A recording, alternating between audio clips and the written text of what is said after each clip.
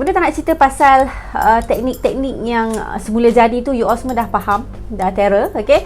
Teknik halangan apa semua tu. So hari ni kita cerita dua benda. Satu pasal yang dia berkait rapat dengan yang hormon kita, ataupun dia berkait rapat dengan alatan yang kita masukkan ke dalam rahim tu lah. Okay. Kalau kata kita ni jenis yang pelupa, okay, jenis yang pelupa, jenis yang malas nak fikir, jenis yang kita nak merancang tu lama sikit, contoh 3 ke 5 tahun kan, kita boleh ambil option injection. Injection depo. Okay. So injection depo tu dia ambil, you all boleh ambil 3 bulan sekali lah. Kat mana nak ambil tu, merata-rata klinik kesihatan ke swasta, hospital semua ada. Okay, buat appointment je, go and take lah. Okay, tetapi untuk depo ni dia kalau kata you all, selagi you all ambil tu boleh kawal lah, okay, kehamilan tu. Tetapi bila stop daripada injection tu, it takes like beberapa bulan untuk kembali normal period tu. Injection boleh tak naikkan berat badan, okay. Dia ada side effect dah bergantung kepada badan masing-masing lah. Sebab ada juga yang ambil biasa je, tak ada pun naik berat badan pun, normal. Tetapi itu orang kata side effect yang commonly ada, tapi tak semua orang, depends on kita punya badan. Apa fungsi injection ni, kita kena faham. Jangan main cucuk je tapi tak faham apa fungsi dia pada badan kita. So injection ni dia mencegah ovulasi, dia mencegah telur wanita tu daripada keluar macam biasa. Maksudnya dia punya keadaan dalam rahim tu dia tak kondusif lah untuk ovulasi, orang kata.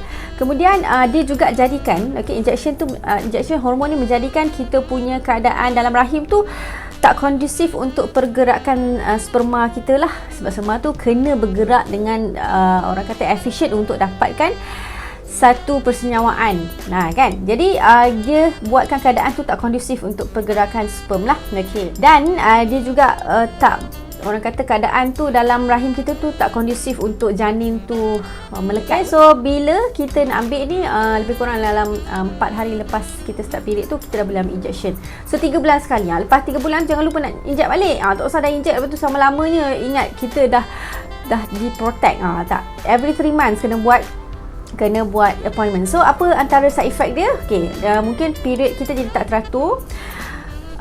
Kalau sesiapa ada migraine ataupun dia memang ada sakit kepala, dia akan naik sikit lah. Apa tu dia punya sakit kepala tu, ataupun sebelum ni dia tak pernah ada sakit kepala, dia akan ada sikit sakit kepala berkenaan dengan hormon tu lah. Kemudian berat badan selalunya akan naik, tetapi depends on orang, juga depends on individu. Kalau kata bonda saya dah pakai injection, lepas tu saya dah stop seberapa bulan, agak-agak saya boleh pregnant balik. Okay, kalau injection dia takes time, about 3 to 5 months macam tu. Okay, baru kita punya period tu akan kembali macam normal. So it takes time sikit. Itu untuk injection. Kedua, yang untuk yang malas fikir juga adalah implanon. Okay, dia letak dekat kita punya bahu ni, bawah skin kita tu. Okay, so implant tu yang paling best sebab dia tak payah 3 bulan datang. Dia boleh pakai bertahun. Okay, 3 ke 5 tahun lah, macam tu lah.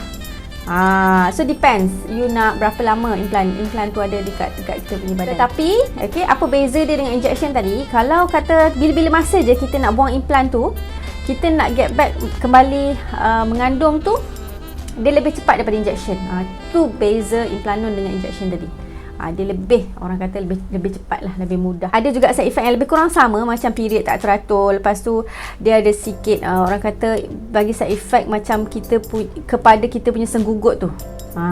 Kepada period kita tak teratur dan dia sakit selalunya. Tetapi depends juga, orang kata tak semua orang akan dapat yang tu. Apa option seterusnya bonda? Okay, yang saya malah fikir juga, kalau yang berani macam bonda ni bukanlah orang yang berani. Kalau yang berani tu boleh ambil, atau bukan ambil, boleh pakai IUCD, intrauterine device lah. Okay, bermaksud dia masukkan satu benda di dalam dinding, ke dalam rahim, dan dia letakkan macam satu layer dekat dinding rahim tu, dan dia ada satu macam benang keluar untuk kita senang cabut balik lah. Okay, bermaksud ada something yang duduk dekat dinding rahim kita yang menghalang janin tu lekat dekat rahim. So yang ni dia ada dua, sama ada nak pakai yang besi, yang copper, ataupun nak pakai yang ada hormon punya kawalan dalam rahim, should be okay.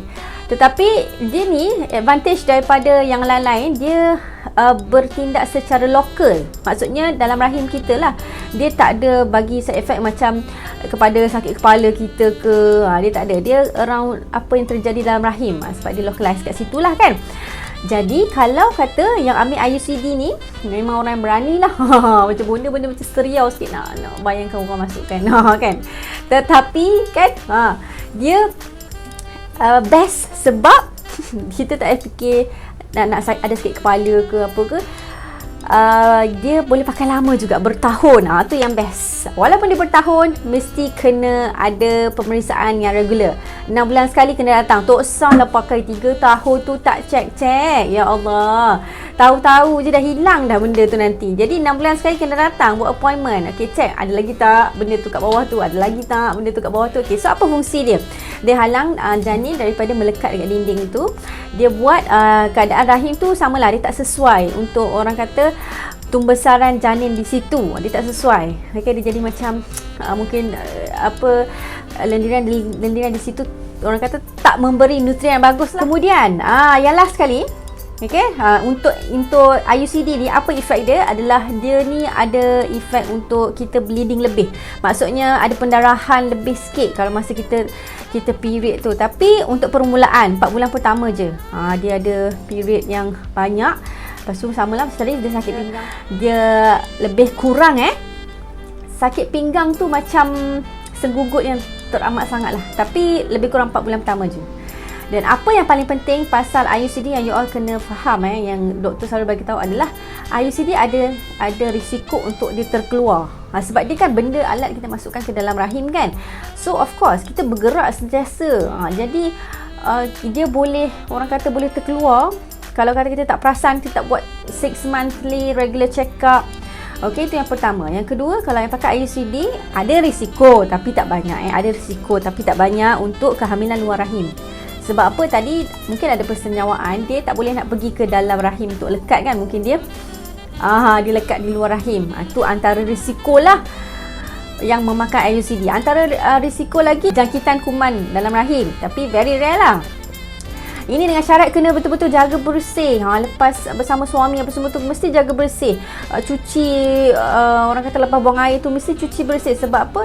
Kita ada benda medium yang boleh menghantar bakteria ataupun benda-benda virus tu melalui bahan tersebut, melalui IUCD tersebut. Jadi yang itu untuk IUCD ni boleh transferkan bakteria dari luar. So kena pastikan bersih, kena pastikan dia memang betul-betul orang kata tak menghantar apa-apa yang membahayakan. Yang terakhir, ada risiko yang terakhir adalah risiko dia hilang. Hilang tu ke bawah boleh, ke atas pun boleh.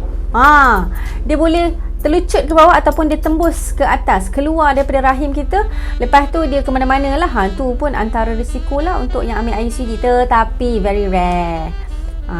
IUD. Yes.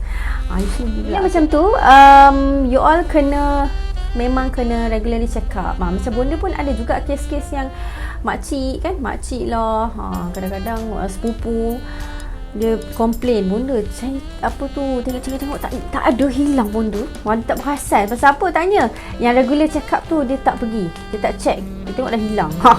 Tu bahaya tu. Jadi kena pergilah selalu sebanyak-banyak. Semua yang ketiga-tiga bonda cakap tadi tu bonda tak pernah try except for Noriday. Tapi yang bonda bercakap ni pasalnya kita dah 5 orang kan, 5 orang dah keluar. Jadi setiap kali lepas bersalin tu mesti ada consultation yang doktor bagi, sangat bagus. Okey, puan boleh ambil ni, puan boleh ambil ni, puan. Jadi kita dah biasa dengar kan. Okey, so bonda ambil Noriday. Okey, walaupun bonda seorang penakut, okey, dan kadang-kadang terlupa juga. Tetapi Noriday sebab bonda risaukan pasal susu badan. Okey, Noriday sebab ada beberapa pil yang you all tak boleh ambil semasa menyusu. Tu kena take note. Noriday boleh. Okey, so Noriday kena ambil setiap hari pada waktu yang sama. Kalau 8.30 pagi ambil, 8.30 lah setiap hari. Jangan terlepas. Oi, bahaya weh kalau terlepas. Jadi sesiapa yang decide untuk ambil pil mesti set alarm. Okay, dia bukan macam injection. Okay, kalau injection habis dah tak inject dah 3 ke 5 bulan tu baru you boleh mengandung balik. Tetapi kalau pil sehari terlepas pun you boleh pregnant. So kena hati-hati yang ambil pil. Sehari terlepas pun you boleh pregnant. Bila dah teringat tak ambil tu terus makan, Dan dalam masa untuk kalau Nori Day 48 jam tu kena pakai protection lah. Suami kena pakai protection lah. Kena buat secara semula jadilah. Pakai kondom ke something like that. Tapi kalau yang pil-pil lain kena 7 hari. 7 hari berturut-turut tu, kalau kata terlepas makan 2 hari sehari tu, okey, kita dah makan yang kita dah teringat tu, masih dalam masa 7 hari tu kena pakai protection. Gitu. Tu yang simple-simple orang kata formula lah kalau nak makan pil. Tetapi apa antara side effect pil ni adalah the paling jelas adalah sakit kepala. Siapa-siapa yang tak pernah sakit kepala boleh ada sakit kepala. Tapi mana-mana contraception method pun adalah bagus, dengan syarat kita ikut apa yang doktor sarankan. Tak kisah ikut kesesuaian, ikut kerajinan ataupun kemalasan kita.